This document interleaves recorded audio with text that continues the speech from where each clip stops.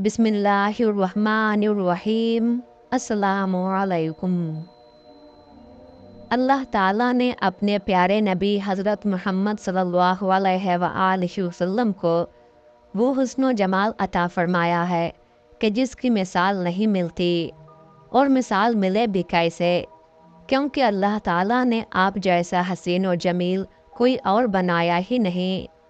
सहाबा किराम रज़ियल्लाहु अन्हुम ने आप सल्लल्लाहु अलैहि वसल्लम के कमाल हुस्न जमाल को निहायत ही खूबसूरत अंदाज में बयान किया है।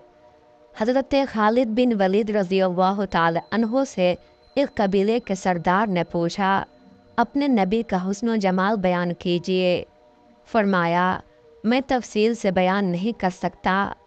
उसने अर्ज़ किया, मुख्तसर सा बयान कर दीजिए। फरमाया, जैसा भेजने वाला अल्लाह है उसी एतबार से उसका रसूल भी बाकमाल है। हज़रत हसन बिन साबित रज़ियल्लाहु ताला अन्हु ने हुज़ूर सल्लल्लाहु अलैहि वसल्लम के कमाल हुस्न को बड़े ही दिल पजीर अंदाज में बयान किया है। आप रज़ियल्लाहु ताला अन्हु फरमाते हैं, या रसूल अल्लाह सल्लल्लाहु अलैहि वसल्लम, आपसे हसीन तर मेरी आँख ने कभी देखा ही नहीं, और न कभी किसी माँ ने आपसे जमील तर को जन्म ही दिया है। आप सल्लल्लाहु अलैहि वसल्लम की तख्लीक बेऐब यानी हर नुक्स से पाक है। यूँ दिखाई देता है जैसे आपके रब ने आपकी ख्वाहिश के मुताबिक आपकी सूरत बनाई है। हज़रत जाबिर बिन समुरा रज़ियल्लाहु ताला अन्हु बयान करते हैं, मैं एक मर्तबा नबी अकरम सल्लल्लाहु अलैहि वसल्लम को सुर्ख जोड़ा पहने चांदनी रात में देखा। मैं कभी चांद को देखता, कभी आप सल्लल्लाहु अलैहि वसल्लम के चेहरे अनवर पर नज़र डालता। बिलाखिर इस फैसले पर पहुँचा कि नबी अकरम सल्लल्लाहु अलैहि वसल्लम चांद से कहीं ज़्यादा हसीन है। इमाम ज़ुरक़ानी रहमतुल्लाह अलैह ने एक वाक़या लिखा है कि एक दिन रसूल अकरम सल्लल्लाहु अलैहि वसल्लम चहल कदमी करते हुए मदीने मुनव्वरा से बाहर तशरीफ़ ले गए। वहाँ एक काफ़िले ने पड़ाव किया हुआ था और उनके ऊँट चल रहे थे। हुज़ूर सल्लल्लाहु अलैहि वसल्लम ने ऊँट देखे तो एक सुर्ख रंग का ऊँट आपको पसंद आ गया, तो आप सल्लल्लाहु अलैहि वसल्लम ने काफ़िले वालों से पूछा, इस ऊँट को बेचते हो? उन्होंने बेचना था या नहीं बेचना था, लेकिन हुज़ूर सल्लल्लाहु अलैहि वसल्लम को देखकर कहा, जी बेचते हैं। फरमाया, कितने का? उन्होंने कहा, इतने का, और सौदा तय हो गया। हुज़ूर सल्लल्लाहु अलैहि वसल्लम ने फरमाया कि मैं सैर करने आया था और तुम्हारा ऊँट मुझे पसंद आ गया। मैं बाकायदा ख़रीदारी के लिए नहीं आया था कि मैं कीमत साथ लेके आता, इसलिए ऊँट मुझे दे दो, कीमत भिजवा दूंगा। उन्होंने कहा, मंजूर है। हुज़ूर सल्लल्लाहु अलैहि वसल्लम ने ऊँट पकड़ा और चल दिए। जब तक हुज़ूर सल्लल्लाहु अलैहि वसल्लम नज़र आते रहे वो देखते रहे। जब नज़रों से ओझल हो गए तो दिल पर हाथ रखकर बैठ गए। थोड़ी देर के बाद सकते से जब बाहर आए तो एक दूसरे से पूछने लगे कि यार, ये शख्स जो ऊँट उधार ले गया, इसका पता पूछा था किसी ने? जब किसी को नक़द सौदा दिया जाए तो उसका अता पता पूछने की ज़रूरत नहीं होती, और जब किसी को उधार दें तो या आप उसे जानते हो या दरमियान में कोई ज़ामिन हो या कोई चीज़ गिरवी रखी जाए। यार, इतना कीमती ऊँट हमने दे दिया और पता भी नहीं पूछा, कोई पता ही पूछ लेता, किसी को होश ना रहा। एक ने कहा, यार, जब वो बातें करता था तो मुंह से फूल झड़ते थे, मैं तो बस यही देखता रह गया।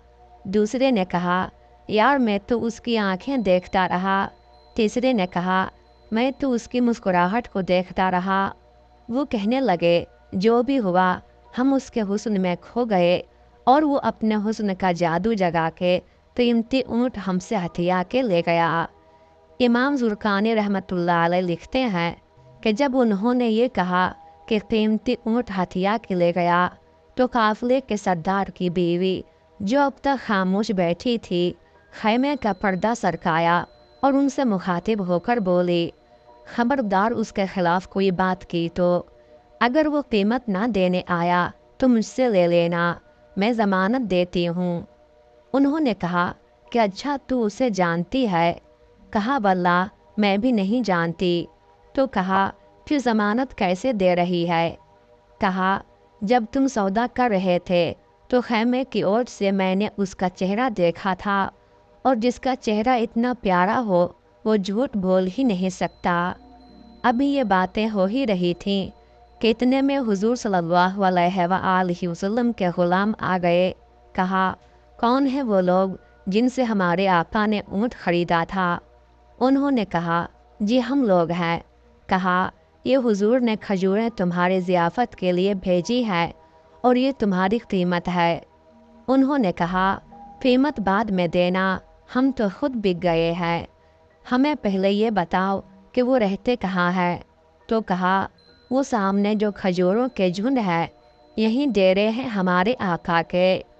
وہ عورت پکار اٹھی کہ دیکھا یہ شخص جتنا صورت کا حسین تھا سیرت کا بھی اتنا ہی حسین نکلا۔ امام زرقانی رحمۃ اللہ علیہ لکھتے ہیں کہ پھر وہ سارا قافلہ حضور صلی اللہ علیہ وآلہ وسلم کی خدمت میں حاضر ہوا اور حضور کے ہاتھوں میں ہاتھ دے کر مسلمان ہو گیا۔ حضور صلی اللہ علیہ وآلہ وسلم نے مکہ معظمہ سے مدینہ منورہ کی طرف ہجرت فرماتے ہوئے ایک ایسے مقام پر پڑاؤ کیا جہاں ایک پختہ عمر عورت کا خیمہ تھا، اس کا نام ام معبد تھا۔